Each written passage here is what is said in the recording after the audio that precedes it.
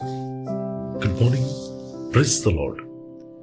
Blessing for nation ministry Gujarat से मैं आपका भाई सैम क्रिश्चियन परमेश्वर ने दिए हुए आज के इस नए सुंदर दिन पर आप सबको प्रभु यीशु के नाम से जय मसीह की। आज हम पवित्र शास्त्र बाइबल में से प्रभु के इस वचन पर अध्ययन करेंगे। रूत की किताब उसका 2 अध्याय और उसकी 10वीं आयत। वहां पर रूत कहती है, क्या कारण है कि तूने मुझ परदेसी पर अनुग्रह की दृष्टि करके मेरी सुधि ली है।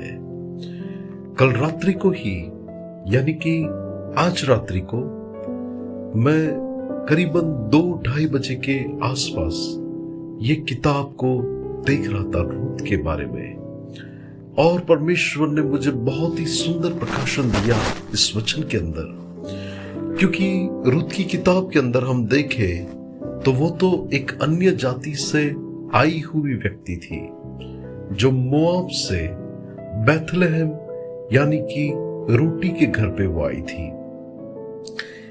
एक समय पर उस देश में अकाल था और उस अकाल के अंदर बाइबल में पूरी हिस्ट्री है ये लोगों के बारे में, जहां पर नाओमी, उसका पति एलीमेलेक और उसके 2 बेटे, वो लोग परमेश्वर के घर को यानी कि रोटी के घर को छोड़कर वो लोग मोआब में चल बसते हैं।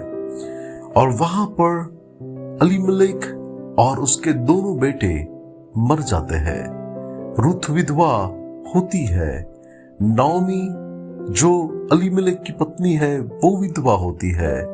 और उस परिस्थिति में देखा जाए तो नाओमी का पति और उसके दोनों बच्चे के मरने के बाद घर में 3 विधवा हो जाती है।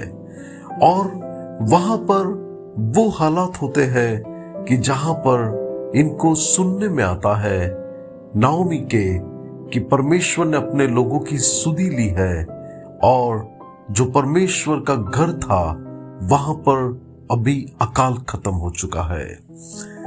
एक रीति से देखा जाए तो परमेश्वर के घर में कभी अकाल नहीं पड़ता, क्योंकि हमारा परमेश्वर भरपूरी का परमेश्वर है। लेकिन जब परमेश्वर के लोग परमेश्वर से दूर होते हैं या प्रभु के बताए हुए मार्ग पर नहीं चलते, तब कई बार परमेश्वर उन लोगों को कुछ सबक सिखाने के लिए कुछ ऐसी परिस्थितियों को आने देता है।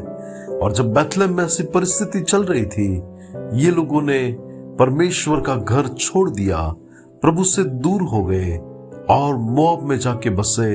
लेकिन नाओमी ने तो मोआब में सब कुछ गवा दिया। और जब वो वापिस ये बात को पाकर आती है कि अभी परमेश्वर ने अपने लोगों की सुधि ली है, तब वो जब बैथलेहम में आती है, उसके पास कुछ नहीं था।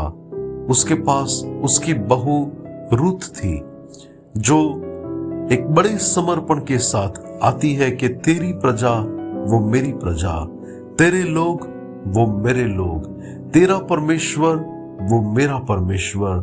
जहां पर तू मर जाए, तुझे दफनाया जाए, वहां पर मैं भी मरूंगी और मैं भी वहां पर ही दफन होगी। तो एक बड़े समर्पण के साथ जब वो परमेश्वर के घर में, रोटी के घर में आती है और रोटी के बंदोबस्त के लिए एक खेत में वो जाती है जहां पर बोआज नाम का व्यक्ति है, और उस परदेसी पर वो अपने अनुग्रह की दृष्टि दिखाता है और उसके लिए एक बड़ी अनुग्रह को वो प्रकट करता है। और जब उसके शब्द को वो सुनती है, तब वो कहती है कि आपने मुझ परदेसी पर ये अनुग्रह की दृष्टि कैसे की, आप इतने अनुग्रह के साथ मेरे साथ कैसे बोल रहे हैं। और तब प्रभु ने मुझे बताया कि जब कोई मनुष्य परमेश्वर के पास आता है, तब परमेश्वर उस मनुष्य की सुधि लेकर उसके जीवन की दशा, दिशा और इतिहास प्रभु बदल देता है। उसने कभी नहीं सोचा था रूत ने कि मेरे जीवन के अंदर परमेश्वर मुझे इस रीति से आशीषित करेंगे और ऊंचे स्थानों पर रखेंगे, मान और सम्मान देंगे। वो तो जहां पर जैसे कि एक गुलाम के रूप में, एक मजदूर के रूप में आई थी, लेकिन परमेश्वर ने वही जगह पर उसे जैसे कि रानी बना दिया और उसे आशीषित किया। जब हम एक परदेसी थे, हम तो ना ही इब्राहिम के वंश में थे, ना ही हम यहूदी थे, ना ही हम इजरायली लोग कहलाते हैं, लेकिन परमेश्वर के पास जब हम आए, जब हम हमारे जीवन के ऐसे हालातों में सच्चे मन से परमेश्वर के पास आए, तब परमेश्वर ने अपने अनुग्रह की दृष्टि हम पर की और प्रभु हमसे प्रेम से पेश आया, प्रभु हमसे प्रेम से बोला।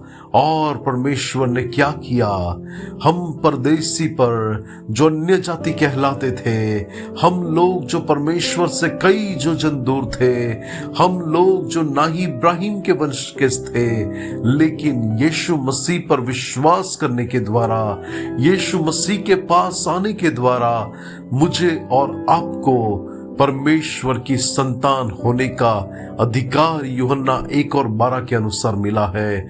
आज मुझे और आपको परदेसी नहीं गिना जाता, लेकिन परमेश्वर की संतान गिना जाता है, परमेश्वर की नीच प्रजा गिना जाता है, परमेश्वर की चुनी हुई प्रजा की गिना जाता है।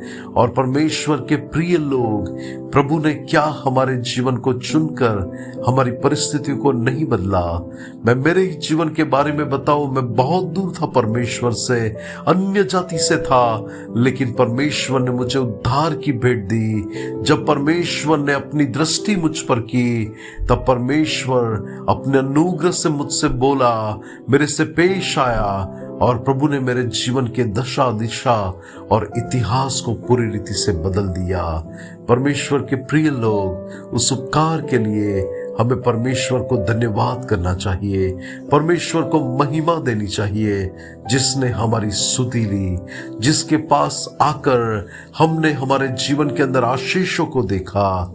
और वो भले परमेश्वर के लिए जो आज भी अपने अनुग्रह से हमसे पेश आता है, हमसे प्रेम करता है, हमारे जीवन को आज उसने संभाले रखा है, उस परमेश्वर यीशु को सारा आदर, सारी महिमा दे।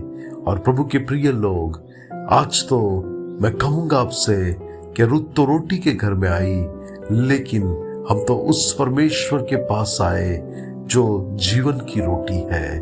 प्रभु हम सबको आशीष दे। आइए आज की इस वचन के लिए प्रार्थना करें। अनुग्रहकारी मेरे प्यारे पिता, आज के इस वचन के द्वारा सबको आशीष दे और उनके जीवन में बड़े काम को प्रकट कर, यीशु मसीह के नाम से मांगते हैं, आमीन। May God bless you. Have a blessed day. Shalom.